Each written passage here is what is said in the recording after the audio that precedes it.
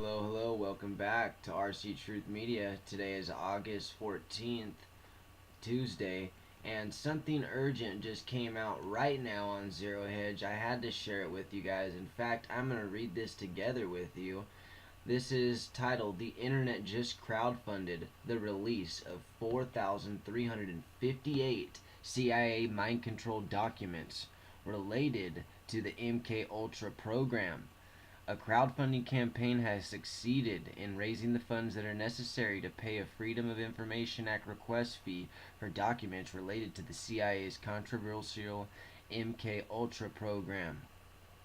John Greenwald of Blackvault, a website that publishes government documents, appealed to the Internet for help after the agency refused to waive the $425 fee it was demanding to release the documents.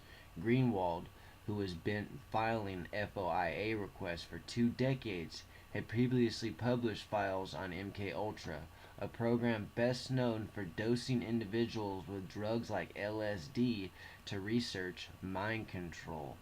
Now, I'm sure everybody that is listening to this has heard of the MKUltra programs. So it says Wikipedia explains MKUltra as the following, just in case you don't know. I'm going to go ahead and pause this. Project MKUltra, sometimes referred to as the CIA's mind control program, was the code name given to an illegal program of experiments on human subjects designed and undertaken by the United States Central Intelligence Agency.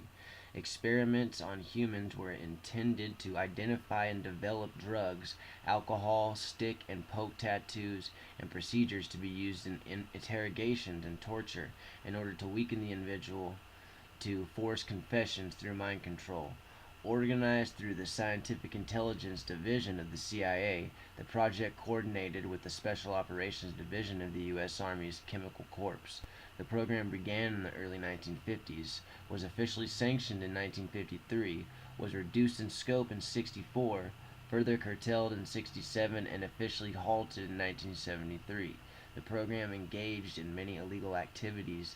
In particular, it used unwitting U.S. and Canadian citizens as its test subjects, which led to controversy regarding its legitimacy. MKUltra used numerous methodologies to manipulate people's mental states and alter brain functions, including the surreptitious administration of drugs, especially LSD and other chemicals, hypnosis, sensory deprivation, isolation, verbal and sexual abuse, as well as various forms of torture. The scope of Project MKUltra was broad, with research undertaken at 80 institutions, including 44 colleges and universities, as well as hospitals, prisons, and pharmaceutical companies.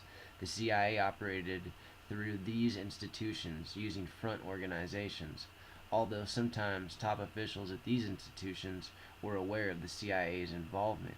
As the U.S. Supreme Court later noted, MKUltra was concerned with the research and development of chemical, biological, and radiological materials capable of employment in clandestine operations to control human behavior. The program consisted of some 149 sub-projects, with the agency contracted out to various universities, research foundations, and similar institutions. At least 80 institutions and 185 private researchers participated. Because the agency funded MKUltra indirectly, many of the participating individuals were unaware that they were dealing with the agency. Project MKUltra was first brought to public attention in 1975 by the Church Committee of the U.S. Congress and a Gerald Ford commission to investigate CIA activities within the U.S.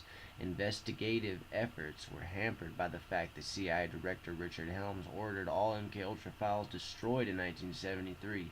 The Church Committee and Rockefeller Commission, look at that, the Rockefeller Commission and the Church Committee. Investigations relied on the sworn testimony of direct participants and on the relatively small number of documents that survived Helms' destruction order.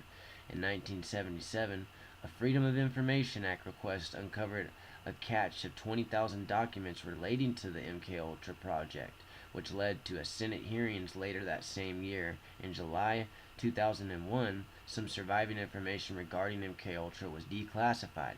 The program was shut down and the documents were reportedly destroyed in 1973 at the order of then director Richard Helms, but some were eventually released.